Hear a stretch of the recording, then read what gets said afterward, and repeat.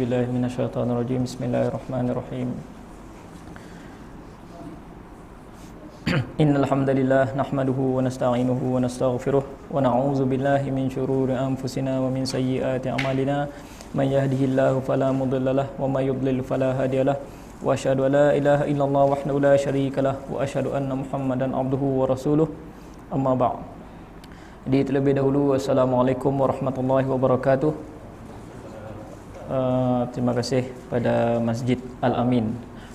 Jadi alhamdulillah setelah sekian lama kita berjumpa, jadi malam ini insya-Allah kita berpeluang sedikitlah menyambung pengajian kaitan dengan Arba'inun Nawawi. Hadis 42 hadis dalam Arba'inun Nawawi yang ditulis oleh Imam An-Nawawi rahimahullah, salah seorang imam dalam mazhab Asy-Syafi'i rahimahullah. Jadi minggu sebelum PKP kita dah sentuh sedikit kaitan dengan hadis yang ke-13.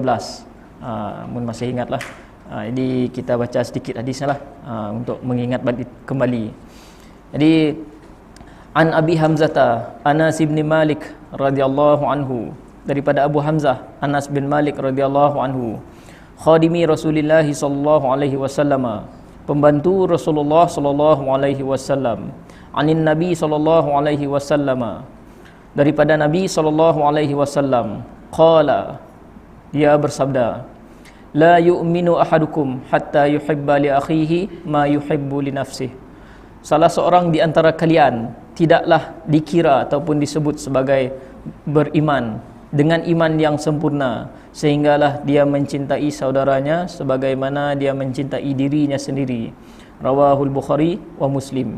Hadis riwayat Bukhari nombor 13 dan juga hadis riwayat Muslim nombor 45. Jadi sebelum ini kita dah cerita panjang lebar kaitan dengan hadis ini dan kita pergi kepada faedah hadis. Jadi faedah hadis saya belum sempat habiskan, insya-Allah kita akan habiskan malam inilah. Jadi yang pertama sekali kita ulang sikitlah. Untuk yang pertama, yang dimaksud dengan la yu'minu ahadukum, tidak beriman salah seorang di antara kalian. Yang dimaksudkan dengan iman di sini adalah iman yang sempurna. Tidak beriman dengan iman yang sempurna. Maksudnya perlu ditambah lagi keimanannya. Dengan apa? Dengan mencintai saudaranya yang lain sebagaimana dia mencintai dirinya. Ya, faedah yang pertama minggu sebelum ini yang kita pernah sebut. Jadi sebab apa kita antara contoh lain, kadang-kadang bahasa kita juga lah, kadang-kadang kita nyebut kami saya ada duit tak. Maksudnya seseorang lah apabila ditanya ada duit sih, kami saya ada duit tak. Maksudnya di sini bukannya benar-benar saya ada duit, tapi duitnya sih cukup. Cemia juga dengan apabila disebut dalam bahasa Arab tidak beriman, maksudnya Rasulullah sallallahu alaihi wasallam apabila sebut tidak beriman dalam hadis tu bukan menafikan terus imannya, bukannya saya ada iman terus, tapi imannya ada tapi si lengkap. Ya macam kita wadah tadilah. Ataupun kadang-kadang kita dengar orang madah nolong molah tu lah, dia akan madah kami si pandai molah. Maksudnya nya bukan si pandai molah, nya pandai molah tapi molahnya si sempurna. Nya buat tidak sempurna. Ataupun orang madah kita pandai makan tu kah? Contohlah abang makan kampung. Jadi nya madahnya si pandai makan. Sebenarnya nya pandai makan lah, dapat menyuapkan ke dalam mulut, tapi mungkin tidak sempurna rasanya apabila masuk dalam mulut. Cemia juga dengan hadis Rasulullah SAW tadi apabila disebut la yu'minu ahadukum, tidak beriman salah seorang di antara kalian sehinggalah dia mencintai dirinya sebagaimana dia tidak beriman salah seorang di antara kalian sampailah dia mencintai saudaranya yang lain sebagaimana dia mencintai dirinya. Maksudnya di sini imannya adalah tidak beriman di sini adalah iman yang sempurna. Jadi yang kedua, faedah hadis yang kedua minggu lepas kita dah sentuh juga, kita ulang sikit jelah, iaitu wajib mencintai saudara kita sebagaimana kita mencintai diri kita. Jadi soalannya, jadi mencintai diri yang macam mana? Yang dikehendaki dalam hadis tu. Sebab kadang-kadang kita nanggap orang macam orang yang suka pergi surau contohnya. Nya akan mencintai, nya akan suka orang lain ke surau juga contoh. Tapi ada setengah orang yang sebaliknya. Nya si suka ke surau. Dan nya pun si suka orang lain ke surau juga. Nya akan ngano orang lain ni baitna kata. Alimna kata. Jadi kita orang yang dengar pun macam si suka dengan perkataan tersebut. Jadi dia cuba menarik. Ataupun orang yang mencuri contohnya. Nya sedaya upaya ngembak kawannya sekali curi, ataupun main dadah contohnya. Orang-orang lain lah yang main dadah. Nya akan sedaya upaya ngajak orang lain main dadah. Nya mencintai dadah sebagaimana nya mencintai dirinya. Dia pun salah juga sebenarnya. Jadi yang sebaiknya adalah mencintai di situ adalah mencintai dalam perkara-perkara yang baik sahaja, bukan termasuk perkara yang semua perkara tadi. Dan yang ketiga, minggu sebelum ini kita dah sebutkan berkaitan dengan bahawa Rasulullah SAW dalam hadis tu menyampaikan sesuatu nasihat dengan penuh kelembutan. Sebab Rasulullah SAW guna perkataan akhihi, saudara. Rasulullah SAW si guna perkataan li muslimin, tidak beriman salah seorang di antara kalian sampailah yang mencintai muslim yang lain ataupun orang beriman yang lain. Tapi Nabi SAW guna kelembutan. Rasulullah SAW guna perkataan sampai ia mencintai saudaranya yang lain. Rasulullah SAW guna perkataan li akhi. Contohnya ada juga contoh yang lain terdapat dalam firman Allah Subhanahu Wa Taala dalam surah Al-Baqarah ayat 178, yang mana Allah Subhanahu Wa Taala sebut pernah guna perkataan akhi. Faman ufiya lahu min akhihi syai', maka barang siapa yang mendapat satu kemaafan daripada saudaranya. Jadi di sini Allah Subhanahu Wa Taala guna kelembutan untuk bercakap ataupun bermuamalah, berinteraksi dengan orang-orang Islam lah. Dan yang seterusnya, yang keempat, minggu lepas sebelum PKP kami nak sentuh tapi si sempatlah, iaitu yang pertama sekali hadis tu, faedah yang keempat adalah wajib meninggalkan hasad. Kerana orang yang hasad pada saudaranya, hasad dengki lah, dengki dengan saudaranya, tidak mesti akan mencintai saudaranya sebagaimana nya mencintai dirinya sendiri. Bahkan orang yang hasadnya hanya berangan-angan nikmat orang lain hilang daripadanya. Jadi ada beberapa kategori ataupun tingkat-tingkat hasad. Ada yang boleh, ada yang tak boleh. Jadi kita pun fikir, ada juga yang boleh kah? Ada dalam hadis Rasulullah SAW. Lepas tu kita baca. Okey, hasad yang pertama, tingkat-tingkat hasad. Pengajaran ataupun faedah hadis yang keempat, iaitu berkeinginan nikmat yang ada pada orang lain hilang meskipun tidak berpindah kepadanya. Contohnya merosak bisnes orang lain. Jadi bisnesnya orang kaya, orang yang akan pindahnya, punya hasad, dia suka rosak bisnes orang ataupun menyihir orang lain. Contoh, hasad yang tidak dibolehkan dalam Islam, yang dilarang dalam Islam, ataupun yang lain-lainnya lah, mengumpat, nganuk, mencemar imej contohnya. Sebabnya hasad, mungkin orang lain pandang kawannya lebih tinggi daripadanya, jadinya hasad. Dia cuba menjatuhkan imej kawannya contohnya, umpat ataupun ribah ke apakah, jadi marah ke dari belakang, nganuk-nganuk kawannya depan orang lain contohnya. Pinya si jadinya berniat untuk mengangkah dirinya dalam di tempat kawannya, dia cuma mau kawannya jatuh aja. Hasad yang pertama. Dan yang kedua, kategori hasad yang kedua, hasad dengki, berkeinginan nikmat yang ada pada orang lain hilang, lalu berkeinginan nikmat tersebut berpindah padanya. Contohnya, suka bini orang. Tak baik contoh. Betul. Ada seorang wanita kacak contohlah, nang kacak. Ada lama berkenan, tiba-tiba nikah dengan orang lain. Last-lastnya buat apa? Dia cuba rampas. Dia cuba mengolah suami perempuan tersebut bercerai. Kaya jangan ambil perempuan dia. Contohlah hasad. Terbaik. Hasad dia si baiklah. Dia telah meruntuhkan rumah tangga orang. Si baiklah. Lebih-lebih git mun ada anak, orang tak ada anak ke apa ke, ya bahaya git lah. Okey. Dan benda ialah yang terjadi dengan iblis. Ada juga cerita iblis lah.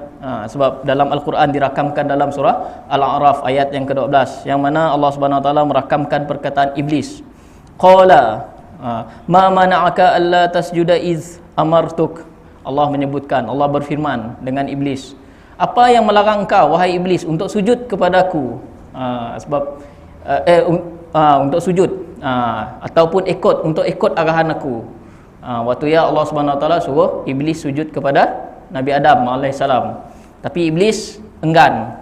Apabila iblis enggan, fa'aba macam ni ayat, wastakbara, dan yang membesar-besarkan dirinya, nya semua kalah tam Adam. Jadi lepas dia disambung ayat ayat yang kami baca sekejap tadi, ayat lain lah. Jadi sambung kepada ayat yang kami dah baca tadi. Qala ma mana'aka alla tasjuda is amartuk. Qala ana khairum minhu khalaqtani min nar wa khalaqtahu min tin. Qala, kemudian iblis berkata, ana khairum minhu, aku lebih bagus, lebih baik daripada Adam. Khalaqtani min nar, engkau wahai Allah menciptakan aku daripada api, dan engkau menciptakan Adam daripada tanah. Maksudnya iblis maunya lebih dihormati daripada Adam, Nabi Adam AS. Nya mau dirinya jadi macam Adam, bertukar nikmat tersebut kepada iblis, nya mau jadi lebih mulia daripada Nabi Adam AS. Ataupun contoh lain, contohnya sengaja, kadang-kadang setengah je semualah, sengaja berbisnes tepi kedai orang, ada tentang kedai orang Melayu tak laku contohnya, sengaja bisnes, bukannya nak mau sama naik, tapi nak mau menghancur bisnes orang sebelah, jual murah-murah contoh, niatnya mungkin nak ambil alih bisnes ke apa ke, tapi nya buat macam ya untuk kerana dengki. Okey, ataupun contoh lain, yang paling mudah adalah Abu Jahal. Kisah Abu Jahal, cerita sikit kisah Abu Jahal. Dalam perang Badar, Al-Akhnas bin Syuraik pernah nanya dengan Abu Jahal, salah seorang pembesar Quraisy pada waktu tersebut, namanya Abul Hakam. Di Mekahnya dipanggil Abul Hakam, orang yang mempunyai akal fikiran yang baik. Tapi Rasulullah SAW suruh kita panggil Abu Jahal, orang yang si tahu apa-apa, orang yang jahil lah. Jadi dia pernah nanya dengan Abu Jahal, wahai Abul Hakam, beritahukan kepadaku tentang Muhammad. Adakah dia seorang yang jujur ataupun pendusta? Kerana di sini waktu perang Badar tu kerana waktu sida dua berkelakar, Al-Akhnas tadi nanya, kerana di sini tidak ada seorang Quraisy pun selain aku dan engkau yang akan mendengar perbicaraan kita. Jadinya Al-Akhnas mau Abu Jahal jujur, bercakap dengan jujur. Lepasnya Abu Jahal jawab, wahai celaka engkau, macam ialah terjemahannya, demi Allah, sebab orang Quraisy guna perkataan demi Allah, sesungguhnya Muhammad itu jujur, dia sama sekali tidak pernah berbohong. Tetapi jika anak-anak Qusay bersama dengan liwat, Qusay iaitu orang Quraisy daripada jalur Nabi Muhammad SAW, menyertai peperangan, maksudnya bersama dengan liwat itu ikut perang, ngembak bendera. So zaman dulu siapa yang ngembak bendera dia dianggap orang keturunan yang mulia. Sidaknya suka berebut pasal bendera, selalunya mun berperang. Siapa dapat ngembak bendera perang, dia adalah kelompok yang mulia.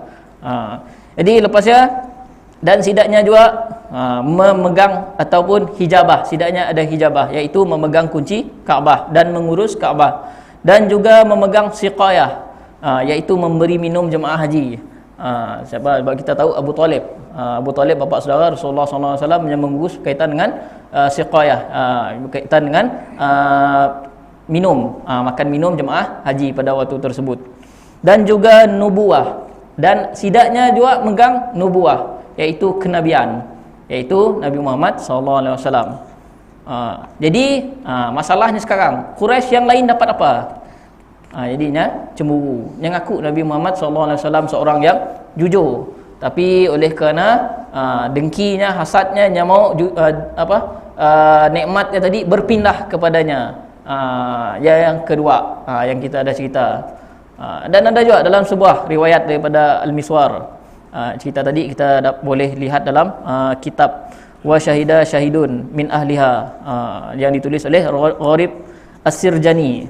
Dan dalam sebuah riwayat daripada Al-Miswar bin Makhramah, nya pernah nanya dengan pakciknya, iaitu Abu Jahal, berkaitan dengan Nabi SAW. Jadi Abu Jahal jawab, dia seorang yang sangat jujur dan tidak pernah berbohong. Lalu Al-Miswar bertanya lagi, jadi mengapa engkau tidak mahu mengikut Muhammad? Pasal Abu Jahal jawab, kami dan Bani Hashim saling bersaing. Bani Hashim itu keturunan jalur orang Quraisy, bawahnya ada banyak Bani lah, Bani As'ad, Bani Hashim, Bani itu di Rasulullah SAW daripada Bani Hashim. Jadi kami daripada dan Bani Hashim selalu bersaing dalam mendapatkan kemuliaan. Jika mereka memberi makan, kami juga memberi makan. Jika mereka memberi minuman, kami juga akan memberi minuman. Dan jika mereka memberi perlindungan kepada orang-orang lain, jemaah haji ke apa ke, kami juga akan memberi perlindungan. Sehingga kami sama-sama duduk di atas haiwan tunggangan untuk berperang. Kami dan juga Bani Hashim sama-sama dalam kemuliaan. Tapi masalahnya sekarang, di kalangan kami ada Nabi. Di kalangan puak tadi, Bani Hashim maksudnya, di kalangan sidaknya ada Nabi. Bilakah kabilahku dapat menyamai kemuliaan ini? Perkataannya dia yang kita nak badah kaitan dengan Abu Jahal. Sebab apanya si masuk Islam? Sebab hasad, dengki je. Ya je masalahnya. Lain sedang lain lah. Ya menghalangnya dapat hidayah. Nya sepatutnya punya buka hatinya si dengki, insya-Allah nya boleh dapat hidayah dengan baik. Dan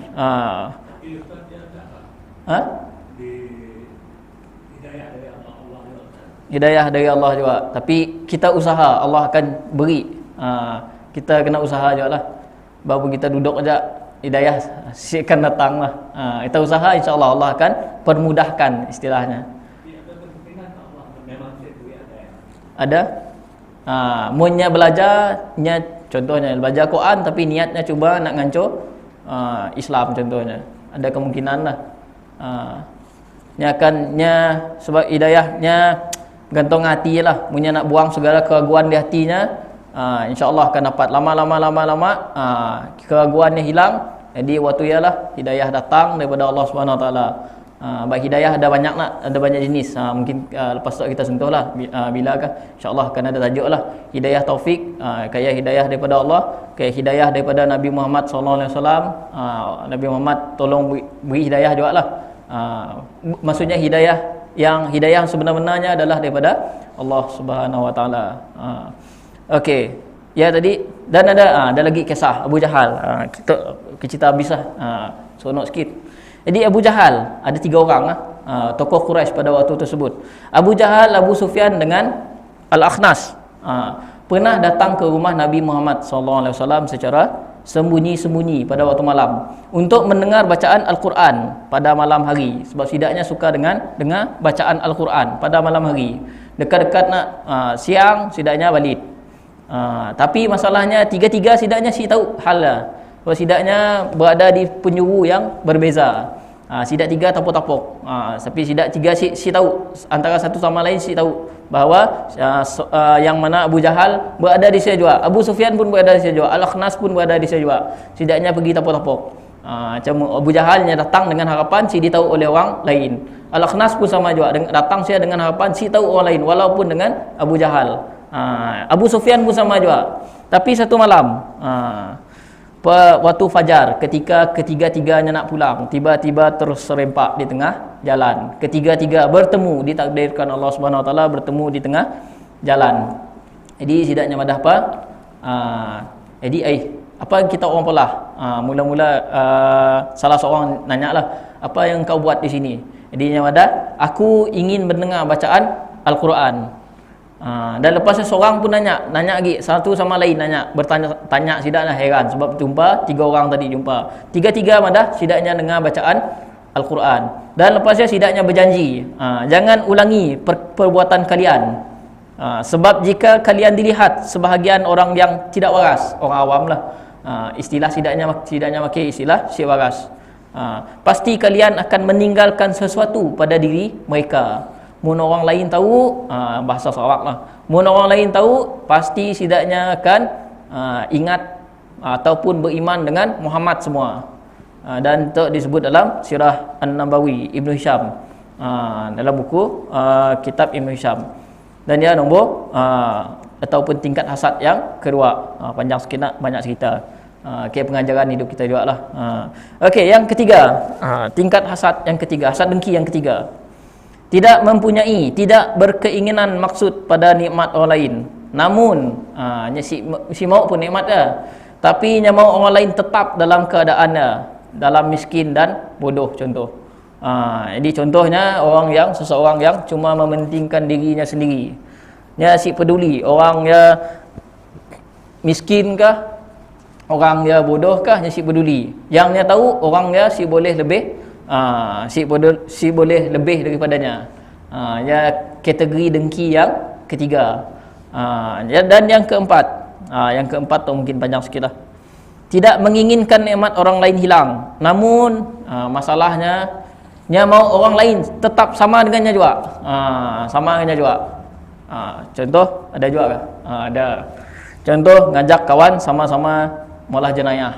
Contoh, jom pecah rumah malam tu. Kawannya si maulah pecah rumah, dia pun marah. Contoh. Ataupun dan ada berlaku dalam kehidupan harian kita kadang-kadang, ataupun ada cerita iblis. Ada juga cerita iblis. Berlaku pada iblis yang suka menghasut manusia. Dia tahu yang masuk neraka, tapi dia mau heret sekali manusia masuk dalam neraka. Dan orang Yahudi dan juga ahli kitab, orang Yahudi, orang Nasrani sama juga. Setidaknya ingin menyesatkan orang-orang yang beriman. Sebab apa? Sebab hasad, dengki. Semua tu pernah dirakam dalam Al-Quran. Dalam surah Sad, Allah SWT berfirman, qala fa bi'izzatika la'ughwiyannahum ajma'in.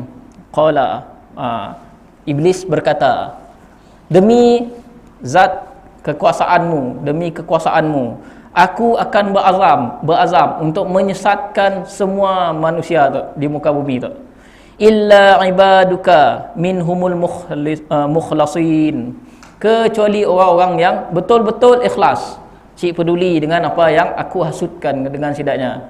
Surah Sad ayat 82 hingga 83. Boleh nak buka lah sekali-sekala buka Quran nak. Jadi ia berkaitan dengan iblis. Iblis mau manusia ngikutnya sekali masuk dalam neraka, terjebak sekali. Sebab apa? Sebab dengki. Dan satu lagi pernah disebut dalam surah Al-Baqarah ayat 109. Ayat yang berbunyi, wa katsirum min ahlil kitab, dan banyak majoriti ahli kitab. Sikit minoriti je yang sikit cuma majoritinya ahli kitab, sama ada orang Yahudi ataupun Nasrani. Lau yaruddunakum min ba'di imanikum, sidaknya betul-betul berharap selepas kita orang beriman tu, kuffaran hasadan, kita orang jadi kafir balik. Sebab apa? Hasadan. Allah SWT guna perkataan hasad. Sidaknya jadi kafir balik. Sebab apa? Sebab hasad sidaknya, dengki sidaknya dengan orang Islam yang dapat hidayah. Lepas ya Allah SWT sebutkan min indi anfusihim min ba'di ma tabayyana lahumul haqq. Jadi kerana sidaknya pun macam dia juga. Selepas dan kerana sidaknya, oleh kerana hasad tadi yang menghalang sidaknya untuk dapat kebenaran. Terhad kebenaran sidaknya lu lekat. Sebenarnya sidak dapat hidayah. Sebab kita langgar sejarah Rasulullah sallallahu alaihi wasallam. Mun lah ada 20 orang dia Yahudi dalam sejarah masuk Islam zaman Rasulullah sallallahu alaihi wasallam. Ya dah cukup. Rasulullah sallallahu alaihi wasallam rasa gembira gila. Tapi yang masuk Islam zaman kita baca sejarah lah, amat sikit Yahudi yang masuk Islam. Sebab apa? Sidaknya si mau masuk Islam dalam surah, sebab ya dalam kita baca surah Al-Fatihah contohnya, ghairil maghdubi alaihim waladdallin. Contoh membuka tafsir Ibnu Katsir ke apa ke, ghairil maghdub, bukan jalan-jalan orang yang maghdub, dimurkai, dan bukan jalan orang-orang yang sesat.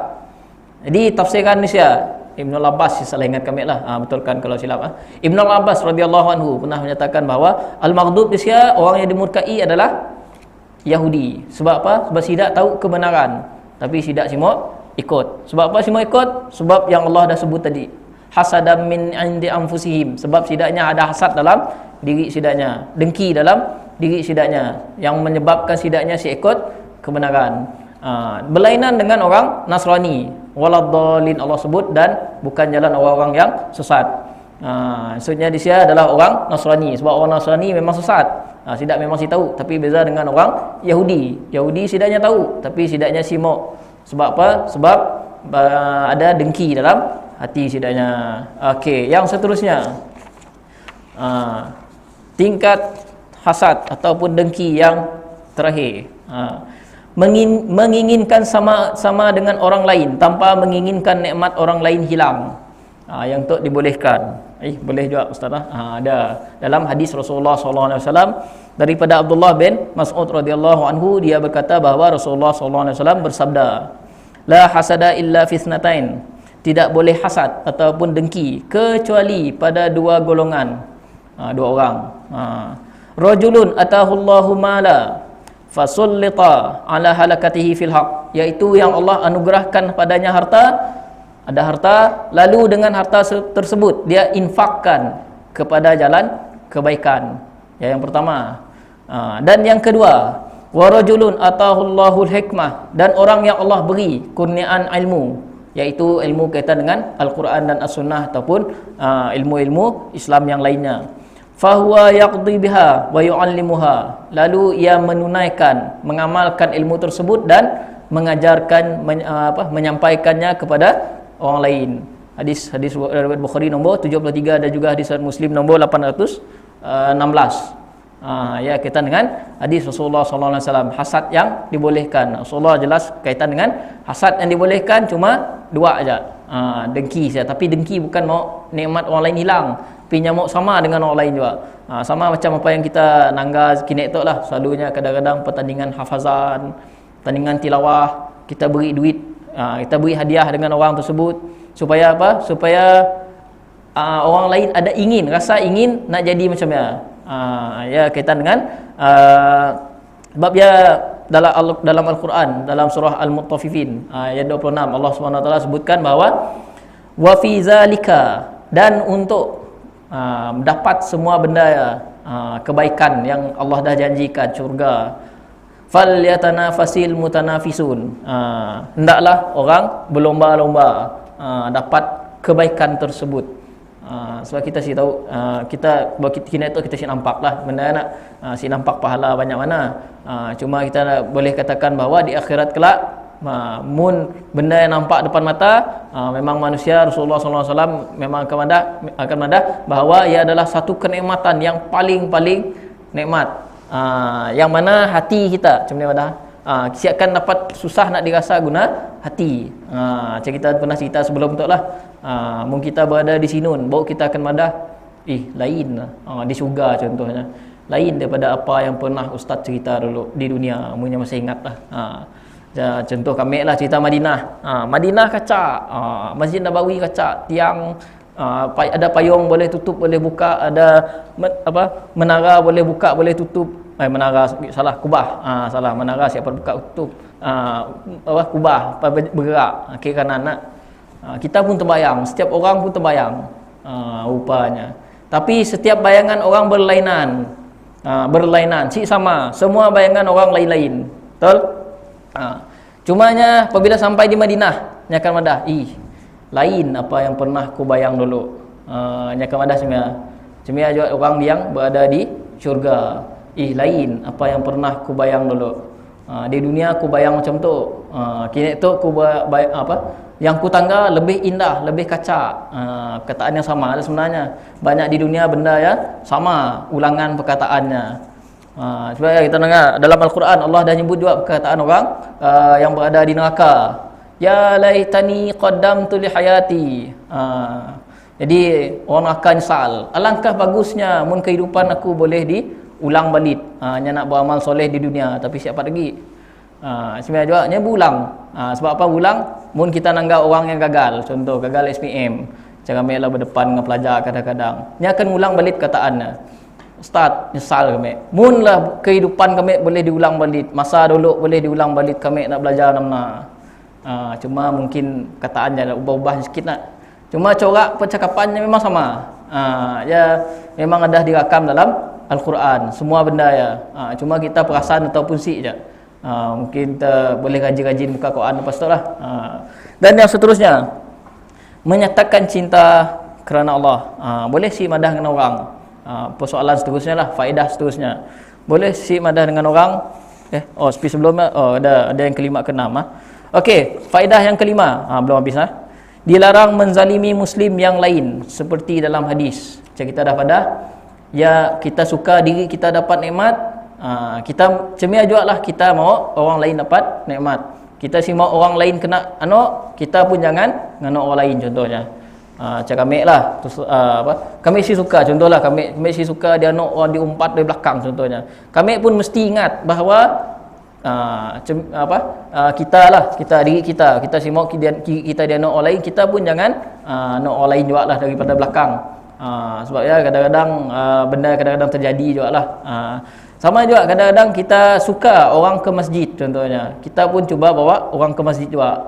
Ya adalah makna daripada hadis tersebut. Dan yang seterusnya, yang keenam, faedah yang keenam yang boleh kita ambil daripada hadis tersebut adalah hendaklah bersatu hati, saling bekerjasama. Boleh kita nak membaca sejarah memang banyaklah banyak benda yang kita boleh belajar. Contoh dalam perang Khandaq pada tahun 5 Hijrah, yang mana 10,000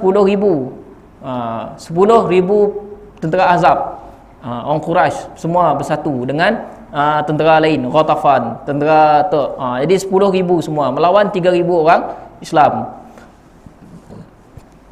Dan setidaknya boleh menang. Islam boleh menang sebab apa? Sebab bekerjasama, gali parit sekeliling Madinah, menahan, berjaya melawan 10,000 orang tersebut. Dan setidaknya menggali parit dan setidaknya bersatu hati pada waktu tersebut.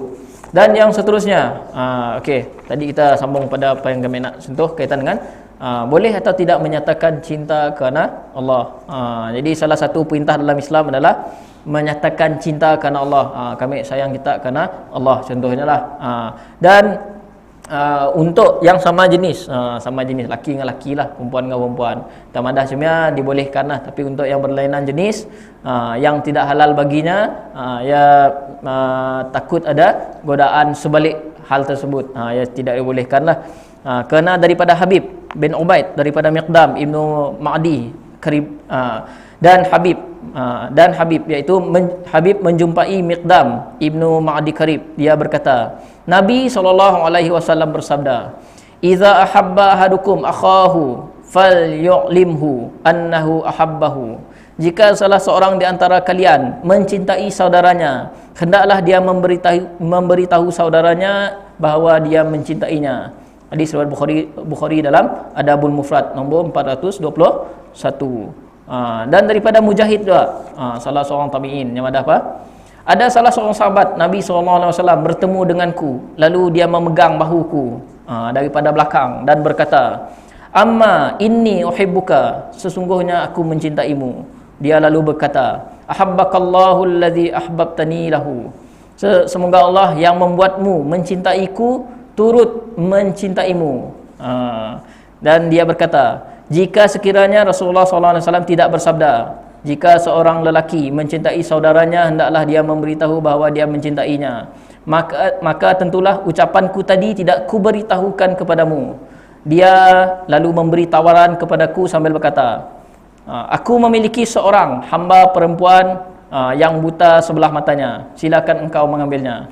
Hadis tersebut hadis riwayat Bukhari nombor dalam Adabul Mufrad, dan Syekh Al-Albani mengatakan bahawa hadisnya adalah hadis hasan sahih. Ya, kaitan dengan penyataan boleh atau tidak kita mengatakan aku mencintaimu dalam jadi digalakkan, disunahkan, diwajibkan, si wadah berdosa, digalakkan. Dan yang seterusnya, kita masuk kepada hadis yang seterusnya. Jadi habislah hadis yang ke-13. Secara ringkas kita sentuh sikit tadilah. Okey. Jadi macam biasa kita akan baca sikit kaitan dengan hadisnya. Tajuknya adalah terpelihara hak darah seseorang muslim. Maksudnya nyawa seseorang muslim. Dari macam biasa kita baca hadis dulu lah. An Ibni Mas'udin radhiyallahu anhu, daripada Ibnu Mas'ud radhiyallahu anhu, qala, dia berkata, qala Rasulullah sallallahu alaihi wasallam, Rasulullah sallallahu alaihi wasallam bersabda, la yahillu damu mri'in muslimin illa bi ihda thalathin, tidaklah halal darah seseorang muslim kecuali disebabkan oleh salah satu daripada hal ini, iaitu yang pertama, As-saibuz zani, orang yang berzina padahal dia sudah menikah. Wan nafsu bin nafsi, jiwa dengan jiwa, iaitu membunuh orang lain. Wattariku lidinihi, al-mufariqu lil jamaah, dan orang yang meninggalkan agamanya. Tambah lagi dengan memisahkan diri daripada jemaah, iaitu kaum muslimin. Jadi hadis tersebut hadis sahih yang diriwayatkan oleh Imam Bukhari nombor 6878 dan juga diriwayatkan oleh Imam Muslim nombor 1676. Dan juga diriwayatkan hadis itu juga diriwayatkan oleh Imam Ahmad rahimahullah, dan juga diriwayatkan oleh salah seorang ulama hadis yang bernama Abu Daud rahimahullah nombor 4352, dan juga Imam At-Tirmizi nombor 1402. Jadi hadis itu adalah hadis yang sahih. Jadi berkaitan dengan hadis tersebut, macam biasa sebelum tu kami cerita berkaitan dengan perawi hadis, orang yang meriwayatkan hadis, serba sedikitlah. Selalu kita cerita, tapi malam tu oleh kerana kami pernah cerita tentang Ibnu Mas'ud, salah seorang sahabat Rasulullah sallallahu alaihi wasallam yang kurus, tapi apabila pernah satu hari yang megang tangan Abbas radhiyallahu anhu, waktu ya Abbas belum masuk Islam lah, pegang tangan dan Abbas rasa sakit, dekat patah tangannya. Lepas ya Rasulullah sallallahu alaihi wasallam mengatakan bersabda bahawa wahai Ibnu Mas'ud, berhati-hatilah engkau, kerana sesungguhnya yang memegang tangan Abbas adalah para malaikat yang membantumu memegang tangan Abbas. So Ibnu Mas'ud yang badan kurus. Mungkin kita baca sejarah Abbas radhiyallahu anhu, bapa saudara Rasulullah sallallahu alaihi wasallam, badannya besar. Abbas radhiyallahu anhu diriwayatkan munya nunggah munya memanggil pengembala kambing yang berada di lembah padang pasir nun, nya suara, oleh kerana suaranya nyaring, nya boleh manggil daripada rumahnya je. Balik lebih kurang sembilan lah. Pi saya dah pakai bahasa Melayu Sarawak nak, pakai bahasa Arab lah. Balik lebih kurang sembilan lah. Pi suaranya nyaring, akan balik. Di ya kaitan dengan personality setidaknya. Bayangkan Ibnu Mas'ud radhiyallahu anhu yang kurus dapat megang tangan Abbas radhiyallahu anhu. Jadi ya kaitan dengan dan hadis tu, keistimewaan hadis tu. Hadis yang mana hadis tu menjadi asas.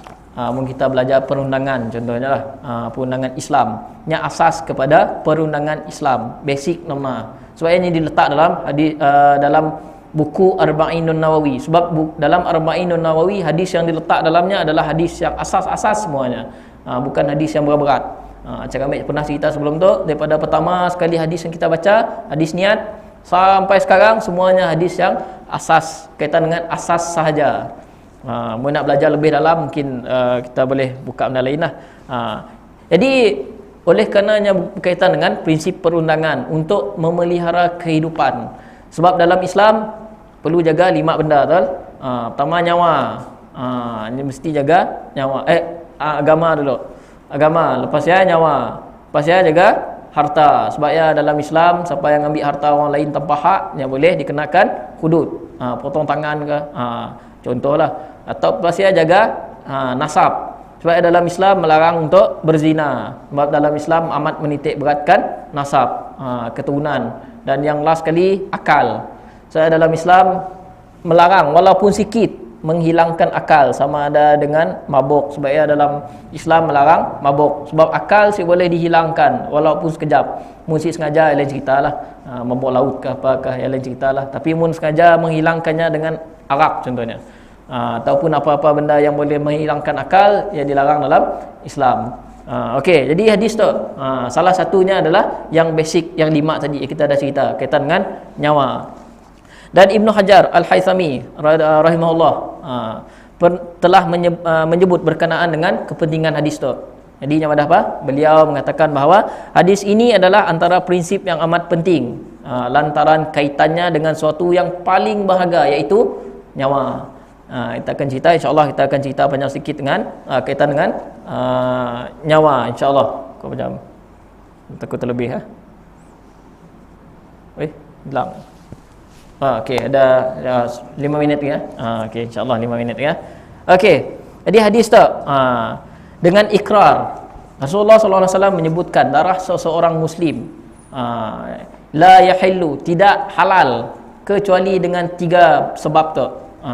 Maksudnya di sini Rasulullah sallallahu alaihi wasallam amat menitik beratkan orang Islam. Orang Islam si boleh disentuh sama sekali. Sebab yang dalam Islam, kita belajar perundangan Islam lah, ada qisas. Salah satunya qisas. Tak kaitan dengan qisas lah selalunya. Kita akan sentuh lah qisas. Qisas tu balas. Bunuh, balas, bunuh. Yang mencedera, potongnya hidung orang contohnya. Yang akan dibalas. Semua akan dibalas. Ataupun yang potong telinga orang, yang akan dibalas. Yang namanya qisas. Tapi mun berkaitan selain qisas, yang disebut sebagai hudud. Had-had yang ditetapkan dalam Islam. Mencuri contohnya, potong tangan. Berapa had yang boleh potong tangan contohnya. Jadi potong tangan contohnya yang akan buka lah join tu, tarik, baru potong. Jadi mengingat belajar perundangan dulu, memang setidaknya akan sebut berkaitan dengan buka dulu join tu, baru potong. Dia boleh potong terus. Yang akan potong terus, yang akan sakitnya yang terlampau. Jadi had potong tangan pun ada juga hadnya, bukan sebarang, bukan curi RM1 lalu tu potong tangan curi tabung masjid RM10 je dalam tabung tu. Ni ingat tak RM1000, dia tak RM10 je, terdah enggak. Contoh, lu potong tangan ni ada had-hadnya yang tersendiri. Syarat-syaratnya barang yang mesti disimpan lebih daripada ni ada kadar-kadarnya lah. Ataupun yang lainnya, contohnya minum arak ke apakah, jadi ada hadnya. Jadi dalam Islam, InsyaAllah kita akan cerita panjang sikit lah. Cuma kita nak asas kepada benda tu, iaitu kaitan dengan Islam amat menitik beratkan berkaitan dengan menjaga dan memelihara. Pertama, darah tidak boleh ditumpahkan sesuka hati. Sebab sebelum Islam fudul, perjanjian fudul, si saling ingat kami lah, tolong betulkan lah. Kaitan dengan orang Quraisy setidaknya suka berperang antara satu sama dengan kelompok yang lain. Sebab setidaknya hidup di padang pasir, setidaknya perlu bekalan makanan, setidaknya perlu air. Jadi setidaknya terpaksa mesti berperang untuk dapat bekalan air, bekalan makanan zaman dulu. Oleh kerana kehidupan setidaknya yang suka berperang, jadi Islam pun datang untuk mengamankan keadaan sekeliling. Jadi Islam terus mengharamkan terus perang. Cik boleh menumpahkan darah sesama Islam sesuka hatinya. Jadi kita baca sejarah memang banyak berlaku macam ni. Dan yang seterusnya, yang pertama takhris haji kita dah cerita, sebab ya Rasulullah SAW bersabda, fa inna dima'akum, kita baca sikit hadis lah. Kami cara ibadah tadi, Rasulullah SAW pernah mengatakan darah orang Islam haram untuk diambil sesuka hati. Berdasarkan hadis, fa inna dima'akum wa amwalakum wa aradakum bainakum haramun alaikum ka hurmati yaumikum hadza fi syahrikum hadza fi baladikum hadza liyuballighish syahidul ghaib. Maksudnya adalah sesungguhnya darah kalian, kita dah pada tadi, darah kalian si boleh berbunuh, harta benda kalian si boleh curi, cara minta ada tadi, kehormatan kalian supaya si boleh berzina, haram ke atas kalian seperti terlarangnya hari ini. Bila waktu ya Rasulullah SAW baca khutbah Arafah yang terakhir, haji terakhirnya dibaca di kawasan Arafah. Hadis panjang sebenarnya, tapi itu kita ambil pendek je lah. Seperti terlarangnya di hari ini, bulan ini dan negeri ini, hendaknya yang hadir menyampaikan kepada yang tidak hadir.